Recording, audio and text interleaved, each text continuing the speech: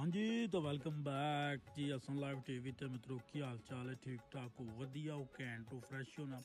बड़ी देर बाद अपना व्लॉग बना रहे हैं असी ते गर्मी सताजी हीर करान रही है भाख दी दोपहर दे विच असी नहर दा चक्कर ला के आए हैं। वीर जी चेक करो नहर दियां रौनकां चेक करो नहर दियां ठंडियां हवावां चेक करो।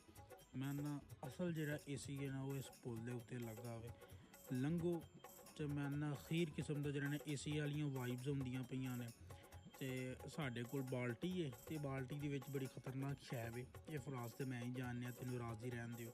पिछे चेक करो भाजी नज़ारा चेक करो बड़ा वधिया नज़ारा वे। ये भाजी ये पुरानी नहर तो नवीं नहर तो असीं सीधा जा रहे हैं पुरानी नहर ते ये रोड VIP रोड है इंज रोड है जिवें कोई मोटरवे ते नहीं बंदा जान दिया हुंदा। ये हिसाब किताब है ते सारे वीर भरा जिहड़े ना इंस्टाग्राम ते फॉलो कर लो ते इस चैनल असन लाइव टीवी नू सबसक्राइब कर लो। वीडियो नू वध तो वध शेयर करिया करो ते फेसबुक ते भी फॉलो करो। मिलने आ मित्रों तुहानू नैक्सट व्लॉग दे विच। रब राखा।